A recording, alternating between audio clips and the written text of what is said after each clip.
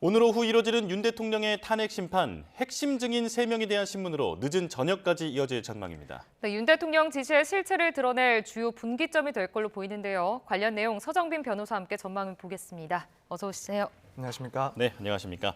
자, 오늘 윤 대통령의 탄핵 심판 5차 변론입니다. 정치인 체포와 관련돼서 핵심 증인들이 나오게 되는데, 자, 오늘 이 탄핵 심판 어떻게 진행이 되는 겁니까? 일단 증인신문 같은 경우에는 결국 신청한 쪽에서 먼저 증인신문을 시작을 하고 그 증인신문에 일단 1차가 끝나면은 이제 2차적으로는 반대쪽에서 반대신문을 하게 이 됩니다. 국회 측 증인들인 거죠? 네, 그렇습니다. 예. 지금 그렇기 때문에 먼저 이 국회 측에서 신청한 이 증인들에 대해서는 국회 측에서 먼저 증언을 묻고 또 그 다음에는 윤 대통령 측에서 또 질문하는 그런 형식이고 또 중간중간에 이제 헌법재판관들이 그 증인의 신문 내용을 보고 궁금한 사항 같은 것들이 있다면은 여기에 대해서 또 질문을 하고 진술을 또 들어볼 수도 있습니다. 네. 자, 오늘 이진우 여인형 전 사령관 그리고 홍장원 전 국가정보원 1차장의 증인으로 출석을 합니다. 윤 대통령 측의 좀 반대 신문 내용이 중요해 보이는데 특히 홍장원 전 국정원 1차장은 이렇게 발언을 했잖아요. 싹 다 정리하라. 이렇게 뭐 폭로를 한 상황인데 좀 어떻습니까? 네, 그렇습니다. 지금 특히나 관심을 많이 받고 있는 증인이 바로 홍장원 전 차장인 것 같습니다. 예. 이미 국회에서도 말씀하신 그러한 진술, 그러니까 윤 대통령으로부터 전화를 받아서 싹 다 정리하라라는 그런 지시를 받았고 당시에 결국에는 체포 그 지시를 정치인들에 대한 그런 체포 지시를 받은 것이다라는 주장을 해왔기 때문에 오늘 증인신문에서도 마찬가지로 그러한 내용의 진술이 있을 것으로 충분히 예상이 되고 있는 상황입니다. 이 내용 자체가 이제 윤 대통령 측에서 주장하고 있는 아예 그러한 지시 자체가 없었다라는 주장과 정면으로 반박되고 있는 상황이기 때문에 오늘 증인신문에서는 국회 측뿐만 아니라 윤 대통령 측에서도 이 홍장원 전 차장에 대한 그런 질문들이 상당히 날카롭게 이어지지 않을까 예상이 드는데 예. 이제 결국 핵심적인 그런 내용들은 이 홍 전 차장의 그런 진술을 얼마나 신뢰할 수 있는지 그 신빙성을 따지는 문제가 될 것 같습니다. 예. 이미 뭐 상당히 구체적으로 진술을 해왔고 또 일관성 있게 이런 주장들을 해온 상황이기 때문에 아무래도 윤 대통령 측에서는 그 신빙성을 탄핵시키는 게 상당히 어려운 지점이라고 볼 수는 있을 것 같습니다. 예. 그렇기 때문에 결국 오늘 과정에서 나오는 그 진술 내용 중에서 일부 모순점이 있는지 혹은 사실관계와 조금 배치되는 그런 내용들이 있는지를 아마 윤 대통령 측에서는 자세히 살펴본 후에 해당 부분이 있다라고 한다면 좀 공격적으로 그런 증인신문이 이어지지 않을까 예상이 되는 상황입니다. 예, 지금 주목되는 장면이 윤 대통령이 직접 홍장원 전 차장에 대해서 신문을 할 것인가 이 부분이거든요. 가능성이 있는 얘기입니까? 일단 가능성은 충분히 있다라고 보여집니다.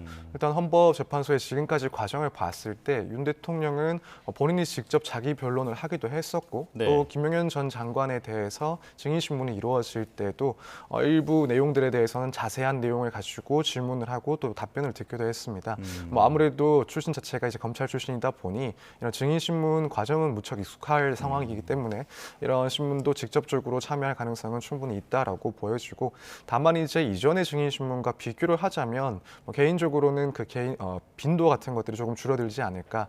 아무래도 본인에게 유리하다라고 판단됐던 김용현 전 장관에 대해서는 조금 더 자유롭게 그리고 자세한 질문을 하는 것이 부담이 적었을 텐데 지금 홍장원 전 차장 같은 경우에는 거의 전면적으로 배치가 되고 있는 그런 주장들을 하고 있는 상황이라서 이런 점이 만약 이제 윤 대통령이 직접 질문을 하고 거기에 맞지 않는 대답이 나온다 그리고 여기에 대한 반박들이 오간다라고 한다면 아무래도 뭐 재판관이 보기에 혹은 국민들이 봤을 때는 이 윤 대통령의 주장에 대해서 신빙성을 의심할 수도 있는 그런 장면이 발생할 수도 있을 것 같습니다. 예. 그렇기 때문에 이런 점을 고려하면은 직접 신문하는 그런 빈도 자체는 많이 줄어들지 않을까 이렇게 개인적으로 생각을 하고 있습니다. 네. 지금 나머지 증인이죠. 이진우 여인형 전 사령관은 그러니까 본인의 이 재판에 불리하게 작용할 수 있다라는 이유를 들어서 좀 증언을 거부할 수도 있다는 우려들이 나오고 있더라고요. 충분히 그럴 가능성이 있습니다. 앞서 김용현 전 장관 같은 경우에도 윤 대통령 측에 대한 질문에는 답변을 했었고 네. 다만 이제 국회의 그런 질문에 대해서는 본인의 형사 재판이 진행 중이기 때문에 여기에 대해서는 진술을 거부하겠다라고 1차적으로 밝혔다가 이후에 이제 입장을 바꿔서 진술을 한 그런 상황이 있습니다. 예. 그렇기 때문에 지금 뭐 여인영 혹은 이진우 이런 사령관들 같은 경우에도 현재 형사 재판이 진행되고 있는 그런 상황이기 때문에 진술에 따라서는 그런 내용들이 본인의 사건에서 불리하게 쓰여질 가능성이 있고 따라서 내용에 따라서는 결국 이 진술 거부권을 행사할 가능성도 충분히 있어 보이는 상황이긴 합니다. 네. 자, 이제 윤 대통령에 대한 공소장 내용을 좀 살펴보겠습니다. 지금 윤 대통령 공소장에 정치인 체포조에 대한 부분이 내용이 상당히 구체적으로 나와 있는데 육해 공군 해병대까지 전군을 동원하려 했다라고 하는 정황이 들어 있거든요.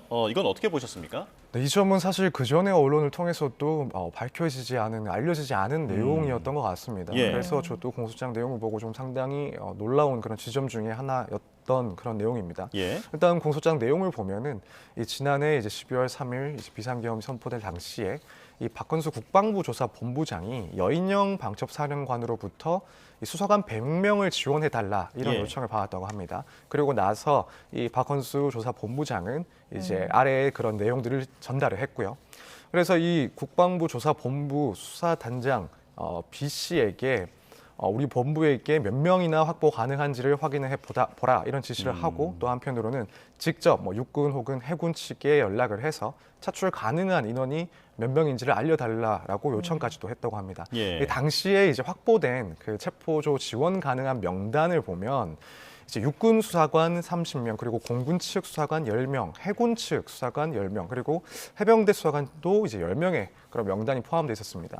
그렇기 때문에 결국에는 육군뿐만 아니라 이 해군 그리고 해병대 측의 그런 수사관 지원 요청도 있었고 명단도 어느 정도 확보됐다라는 것이 공소장을 보면 이제 확인되는 사실입니다. 네, 그렇기 때문에 결국에는 말씀하신 것처럼 육군뿐만 아니라 공군, 해병대까지 이런 전군을 동원하려 했다라는 점이 공소장으로 봤을 때는 어느 정도 밝혀진 그런 내용입니다. 그렇군요. 그래서 지금 공소장에 주요 언론사를 봉쇄하고 단수조차라는 문건을 윤 대통령이 이상민 전 행정장관에게 지금 보여줬고 또 이 전 장관이 실무자들에게 이것을 전달을 했다 이런 내용도 지금 적시가 되어 있는 상황입니다. 그러니까 이 전 장관은 이 부분에 대해서 좀 관련 혐의로 경찰 조사도 필요할 것 같아 보이는데 어떻게 좀 진행이 될 것 같습니까? 네, 이 부분에 대해서는 이전에도 의혹이 있었죠. 이제 이 전 장관 같은 경우에 소방청장 등에게 연락을 해서 언론사 등에 대한 단전 조치를 요청한 사실이 있었다라는 그런 의혹이 있었습니다. 네. 여기에 대해서 이 전 장관 측에서는 국회에서는 진술을 하지 않았고 또 알려진 바에 의하면은 수사기관에서는 질서 유지를 위한 그런 요청이 있었을 뿐이다라는 취지로 진술을 했던 것으로 보이는데 이제 결국 공소장 내용에 의해서 어느 정도 확인되었다라고 볼 수 있는 부분은 실제로 윤 대통령이 이런 부분에 대한 지시를 했었고 이 전 장관은 경찰 측 그리고 이 소방청 측에도 이런 내용들을 전달하면서 단전 조치에 대한 그런 지시 같은 것들이 있었다라는 내용이 어느 정도 확보가 된 것 같습니다. 예. 여기에 대해서는 당연히 결국에는 이제 관련자들의 진술이 어느 정도 확보된 사항이라고 보이는 게 맞고 그렇다면 결국 이상민 전 장관에 대해서 이제 내란과 관련해서 중요한 임무에 종사를 했다라는 점이 어느 정도 부각되고 있는 그런 상황입니다. 그러다 보니 당연히 이 부분에 대해서는 현재 경찰에서도 조사를 진행하고 있을 것이고 예. 추가적으로 이런 공소장이나 혹은 기타 증거들을 봤을 때 더 구체적인 내용들까지도 앞으로 조사가 진행될 수 있다 이렇게 생각을 할 수가 있습니다. 네, 자 마지막으로 권한쟁의 심판 내용도 짧게 짚어보겠습니다. 자 헌재가 원래는 어제 마은혁 헌법재판관 후보자의 불임명 사태에 대해서 원래는 선고를 내릴 예정이었는데 깜짝 변론 재개를 결정을 했단 말이죠. 자 법조계의 시각은 어떻습니까?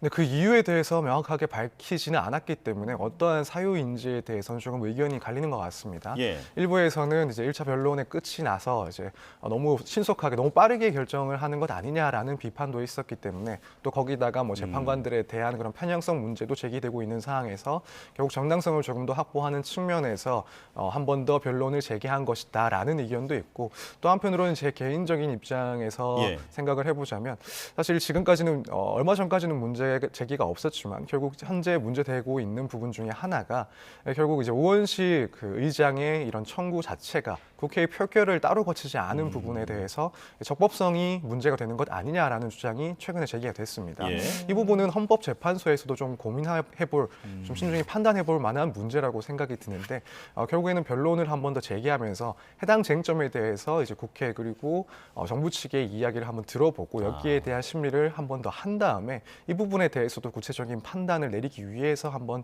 재개를 한 게 아닌가 그런 부분도 있지 않나 이런 생각도 하고 있습니다. 예. 알겠습니다. 자, 그럼 여기까지 듣도록 하겠습니다. 오늘 서정빈 변호사와 함께 이야기 나눠봤습니다. 오늘 말씀 고맙습니다. 감사합니다.